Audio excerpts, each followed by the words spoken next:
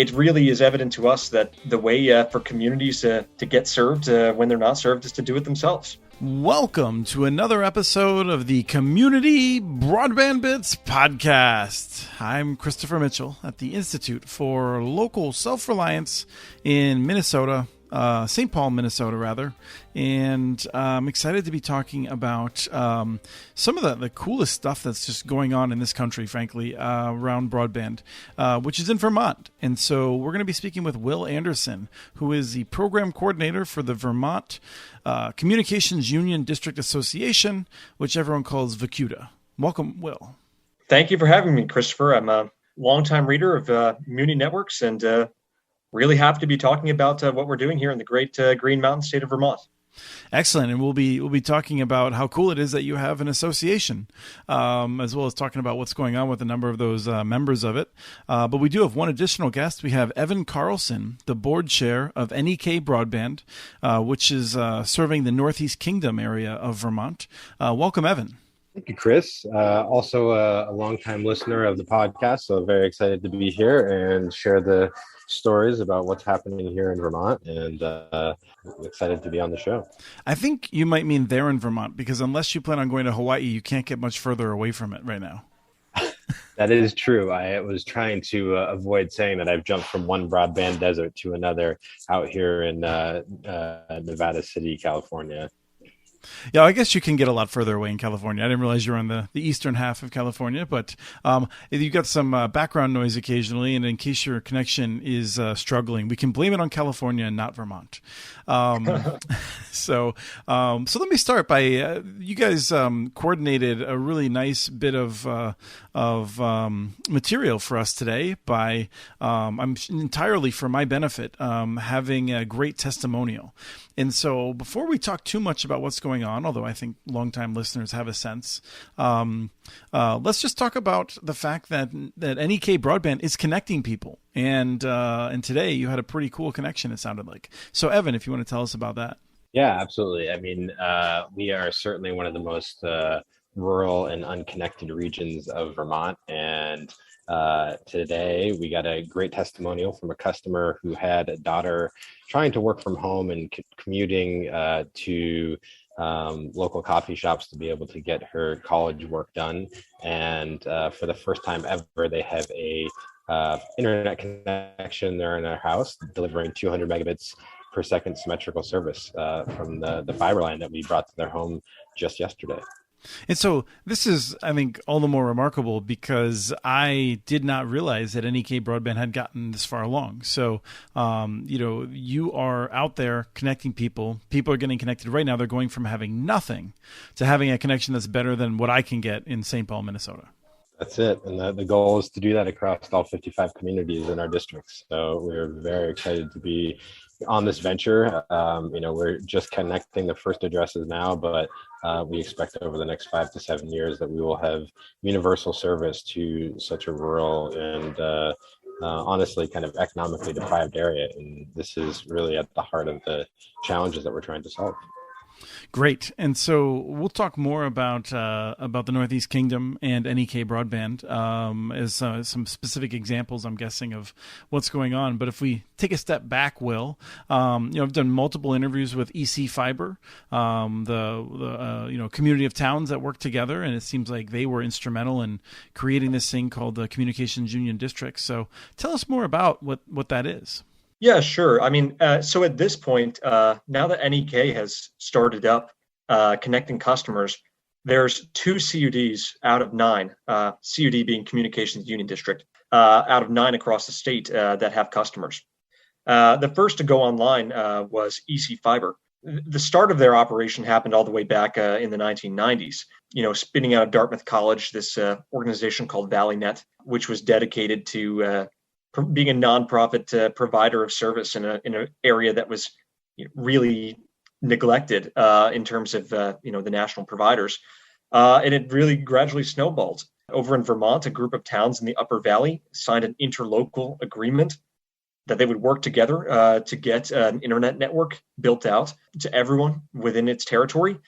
And given some more time, and especially given the pandemic, the coronavirus pandemic, other groups of towns across the state of Vermont had the exact same idea. They exerted a lot of pressure. They got together, volunteers, boards, hired consultants, talked to their legislators. And going into 2020, 2021, the state of Vermont designated the CUDs as its communications future. And we now have tremendous support from the state agency, Vermont Community Broadband Board, and everyone is looking to emulate EC Fiber and be able to reach everyone within their member towns. It's a really remarkable movement, and they certainly set the standard. You make it sound like a natural progression, and yet it's one of those things that, as someone who was around back when Tim Nolte was still at Burlington Telecom, I have a sense that the state of Vermont was pretty skeptical about municipal broadband. EC Fiber, I felt like had to fight upstream for a number of years, and then the state, I think, kind of gave them a chance, and they really liked what EC Fiber did with that opportunity, and they've become more positive. But I'm curious, can you give me a sense of, it's so remarkable for a state to just basically say, well, we're going to have our cities implement our broadband strategy. It's what I'd like to see, but it's just surprising and awesome. So how do we get there? You're certainly right that, there was skepticism and challenges along the way. Burlington Telecom, while I don't know every twist and turn of the story, I don't think it can be called a success overall, although it is still thriving and connecting everyone in Burlington. I think there were some pretty significant, financial issues along the way.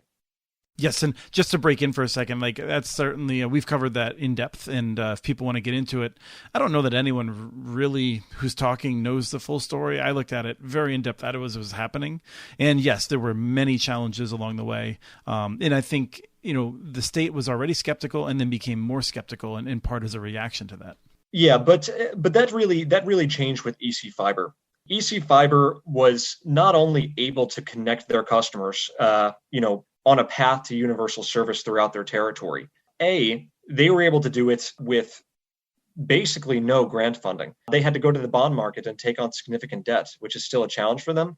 But they were able to achieve this basically on their own. And second, they were able to do that in a very rural area, an area that had been too unprofitable and difficult to serve by other companies. I think when the state saw that this was working, that really was an incentive for them to put policy into place to get the other CUDs working and funded. I'll just jump in quick and just quickly say that I think, one of the other major things that gave the state confidence to be able to do this and really put all their eggs into the CUD basket was, when they structured the CUD legislation, they really put those protections in place to ensure that the actual municipalities weren't on the hook for any of the debt that was potentially defaulted on by the districts. And they put that in there really to ensure that there was never another Burlington Telecom situation that happened.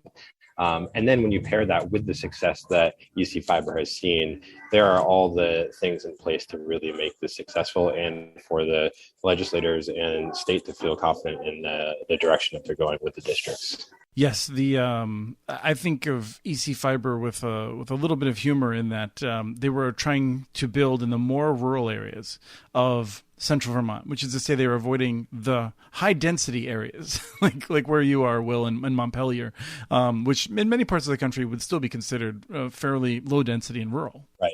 We're talking like sub 6 addresses per mile, which is like the no territory for any wireline provider. But the CUDs are, going all in on those. Yeah, so I think of EC Fiber as like the John Wick of these broadband networks, like just sheer determination to succeed, pushed it through very difficult times.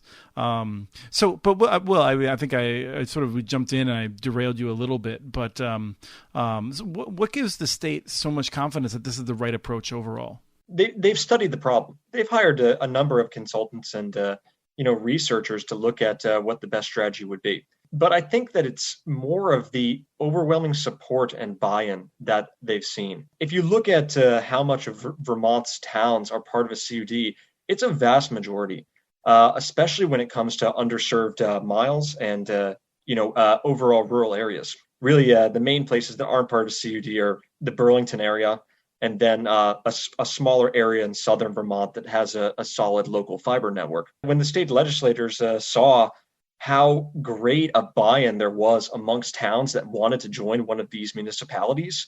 I think they saw that it was inevitable, and just the fact that this problem had been going unsolved for so long. There was so much talk of the problem and no sign of solution, except for EC Fiber in the communications union districts. It really is evident to us that the way for communities to get served when they're not served is to do it themselves. It's pretty much, that's the Vermont way. I mean, communities here have to be united to stay afloat.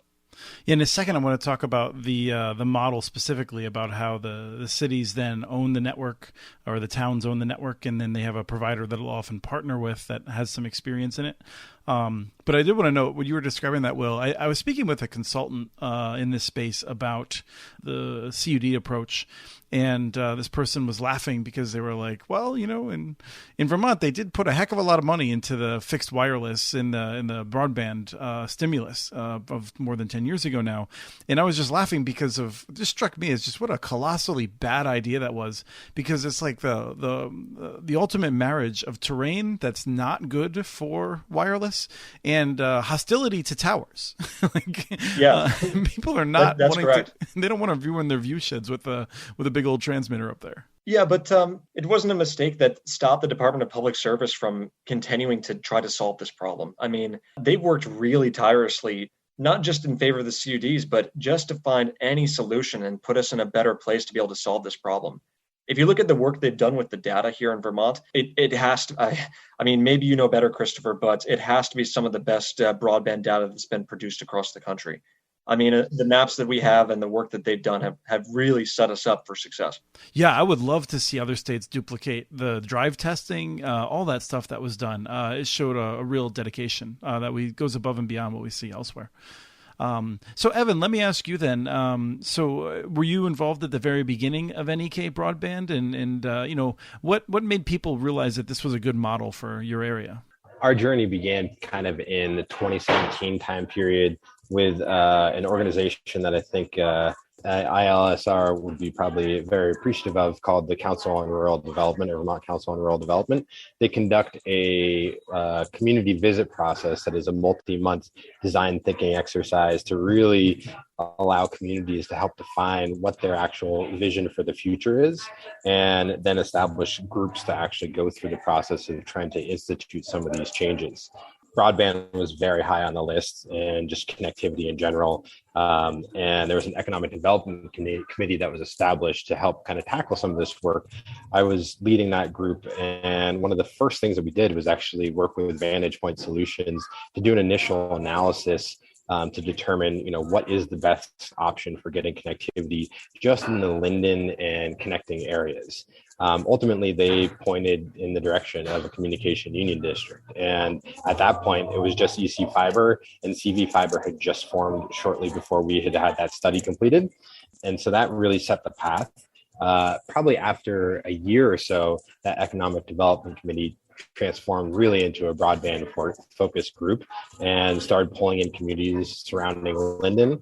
And we had some really amazing partners in our regional economic development group called NVDA and the NEK Collaborative. And those groups really pulled together all the other key players at the state level and also regionally to help think through how to actually address this.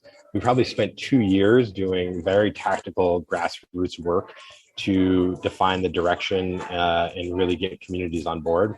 I think there was the group of 4 of us that really pushed in the early year, and we did, I think, more than 30 different select board visits, some of them multiple times, to be able to get them to bring the question of whether they wanted to have their town be a part of the CUD to their town meeting day. And that actually, that grassroots work really allowed us to do the kind of initial formation. And then March 2020, we had town meeting day, and 27 towns voted to join the district. And that was our initial forming size. I mean, when you look at EC Fiber, they started with 2 towns. And I think CV Fiber was only a handful of towns as well. So to come out of the gates with 27 towns buying in one of the most rural and also, fiscally conservative areas, they were very nervous. Every single community about the idea of potentially putting their community members at risk with the district. That was a huge win for us. And since then, we've had a lot of really committed board members to kind of push things forward to the point where we are now, connecting addresses. And for people who aren't as familiar with Vermont, I think it's useful to note two things. One is the town meetings are very serious, as in a lot of parts of New England, where people go and they make important decisions. They discuss it over the course of the day, and I'm sure they've discussed it beforehand too. And the other piece of it is that towns in Vermont are like the whole area. Like no part of Vermont is not in a town, more or less, is my understanding, because people might be thinking, what about the areas between towns? But the towns are typically all like what we would think of elsewhere as like not counties, but like, they're they include rural and more dense areas within them. Maybe a way to clarify that is that the counties in Vermont don't really have any government power. All local government is conducted by the town, and that will generally contain the center or the village, as well as variety of rural areas. But Christopher, I will add that Vermont also has a number of cities which have varied town meeting statuses. Most of them have a mayor and a city council, and most of them are part of CUDs. Right. And so I think the key part I wanted to get was that when we talk about towns, there's no one being left behind. And like in if I remember correctly, in the Northeastern Kingdom, then there is it's not like there's people in unincorporated areas, right?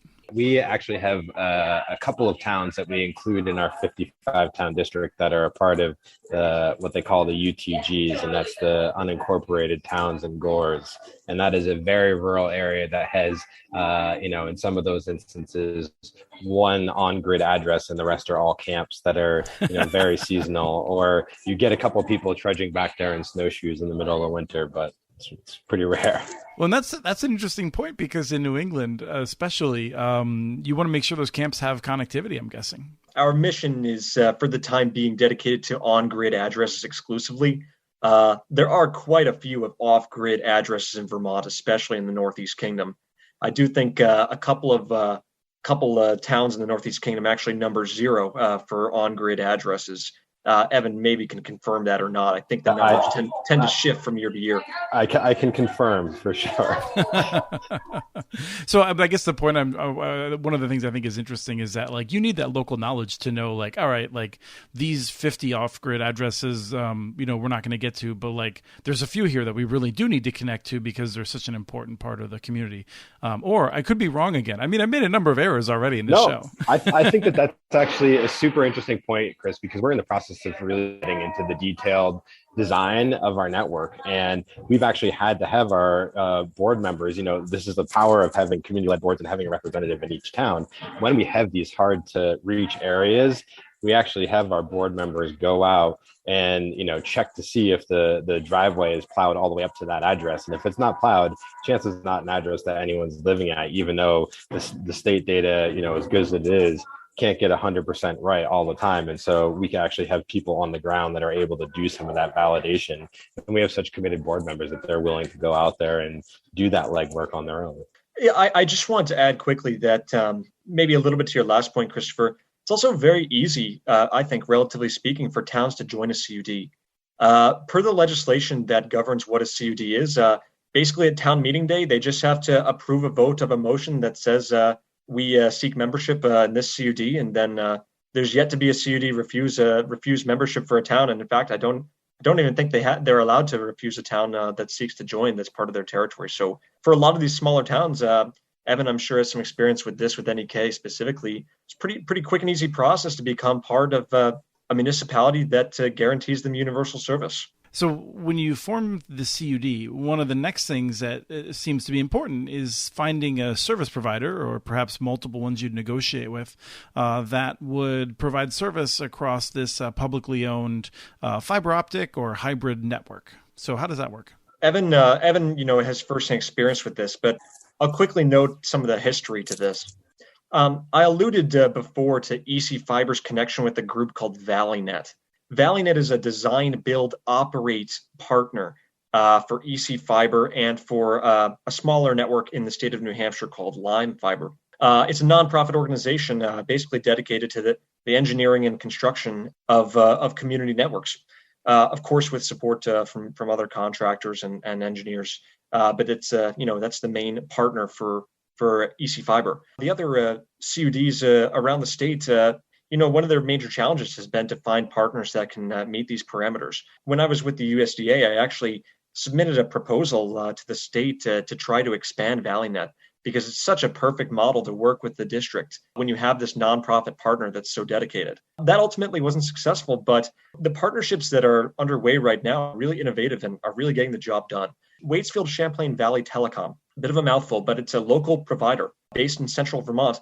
It's now working with several CUDs, including with NEK Broadband, which Evan is the chair of. They're really doing some great work across the state of Vermont as CUD partners. One of the really amazing things about the CUD model is that it actually gives the CUD and its board the opportunity to really define what is best for its own community. In some instances, it might be that nonprofit partner, or in some instances, it might be some of the larger regional telecom providers like Consolidated, and being able to actually have them come in and build and operate end to end the entire experience.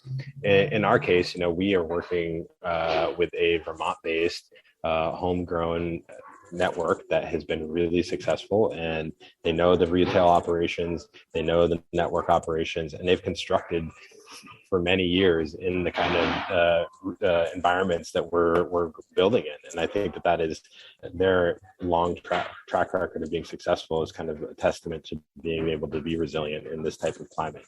And so that's super important for us. I also think, for us long term at NEK Broadband, we really want to see job creation. And so we are trying to work with our partners to be able to not just operate and develop these retail services, but kind of train us along the way. So eventually we can be in a position to take over things like the network operations and have people on the ground in the Northeast Kingdom taking those jobs and actually having careers being built out of them.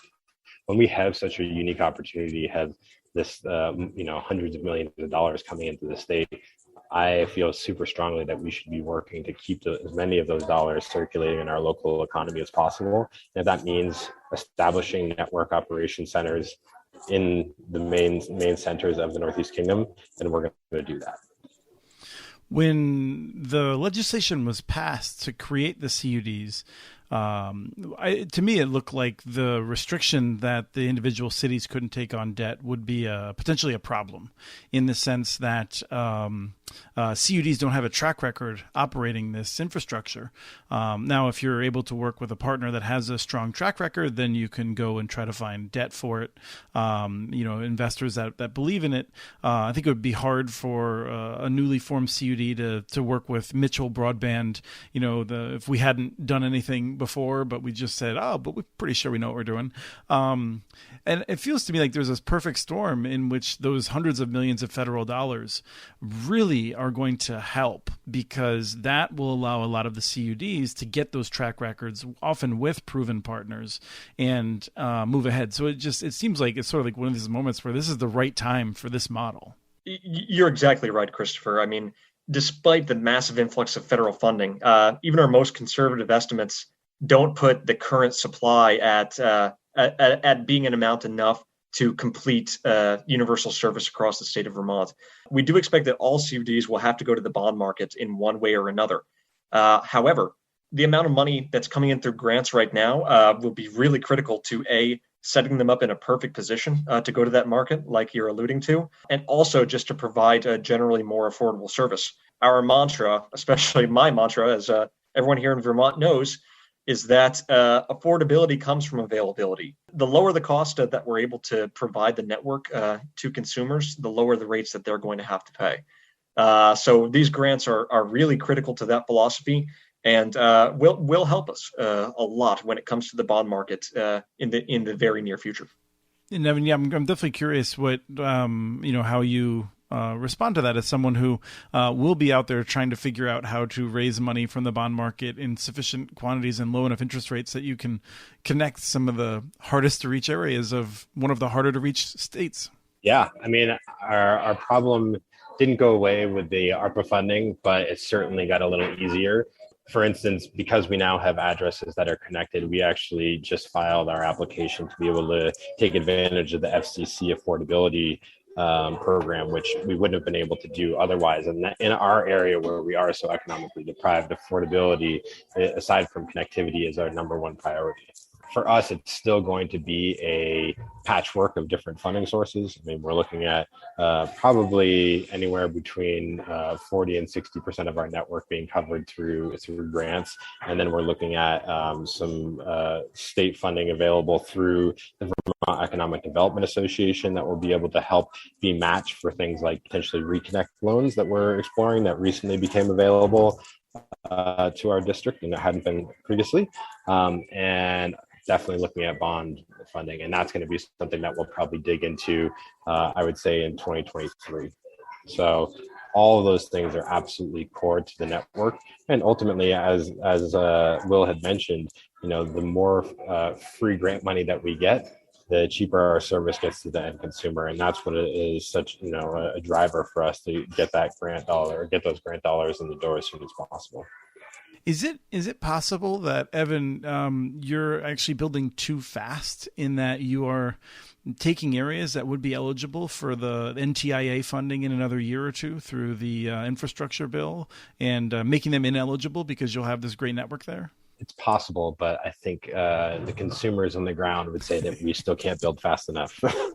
Yeah, I can imagine that. Yeah, interesting question, Christopher, for sure.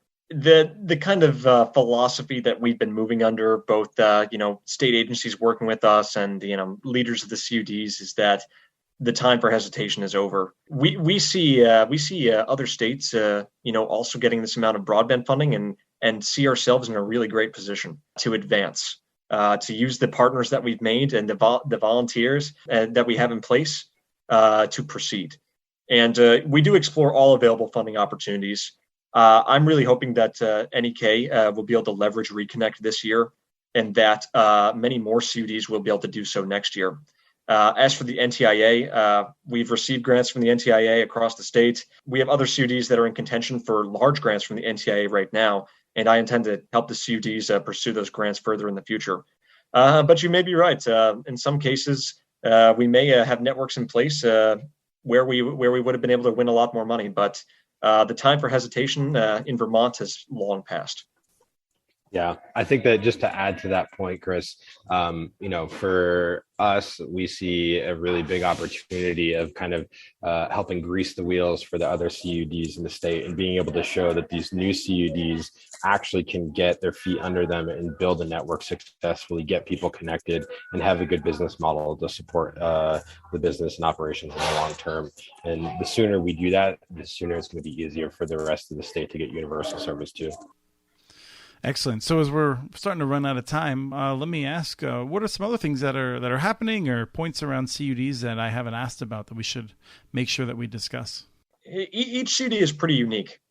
Each CUD being located in a different geographic area. I get to work with all of them, and I find it fascinating how each of them take a very different approach. Yes, they're all following the model of EC Fiber, as we mentioned, but they each have a different strategy to get there in terms of the partners they're working with, in terms of the agreements they make with those partners, even in terms of how they're going to design and the order in which, the order of operations in which they're going to build their network. So I think that's really interesting. And I think it's also a strong strategy that we haven't put all of our eggs in one basket. We're really gonna see which CUDs are able to deploy the fastest and most effectively. And I really like my role working for the association because I get to serve as a conduit of information between the CUDs. I'm sharing best practices amongst all the districts all the time, and coordinating on ways to share resources and get the job done most effectively. And I think that's a really good strategy for any state, that communities, when they're building broadband, should be in solidarity with each other. The reason a communications union district works is because a lot of towns have banded together to use their resources together. I think that philosophy is really the key to success for community broadband, and that we're applying it on a statewide level as well. Evan and I were discussing this afternoon the concept of digital economy, and he has alluded a little bit to the desire to keep digital jobs in the NEK. Really terrific idea. These kind of things have come out of the Vermont Council on Rural Development as well.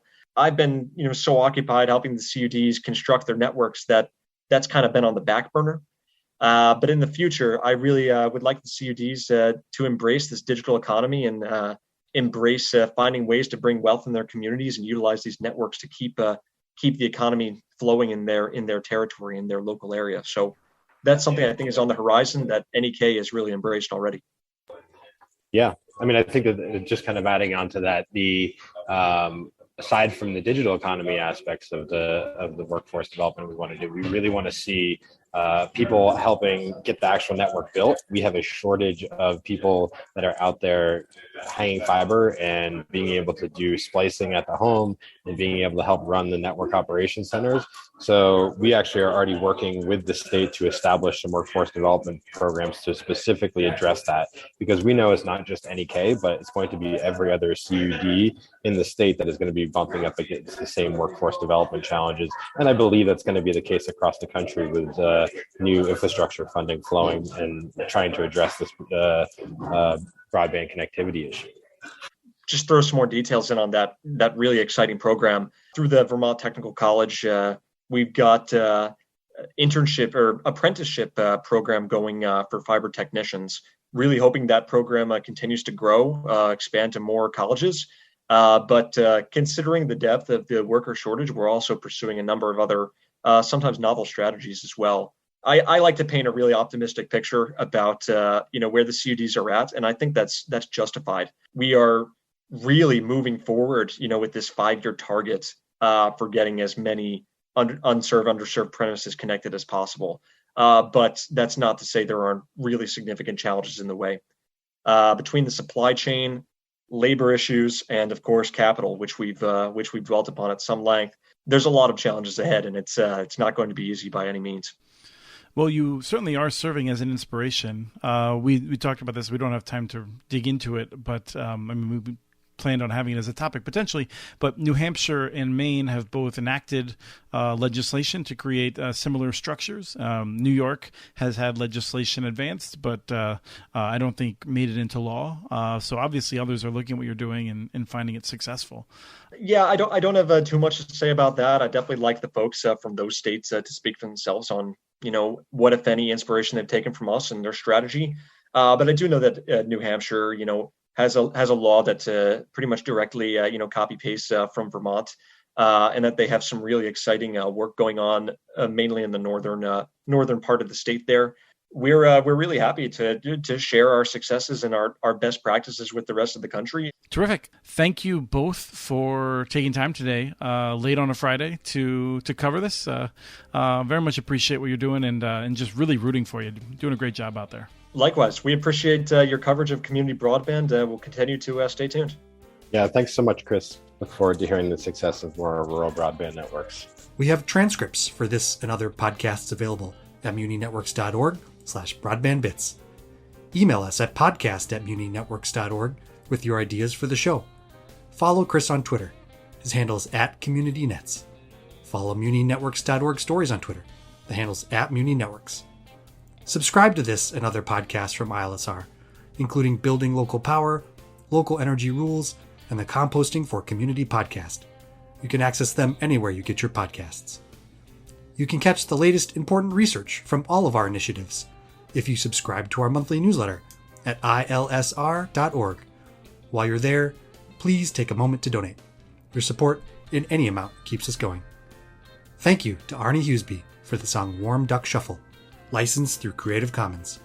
This was the Community Broadband Bits podcast. Thanks for listening.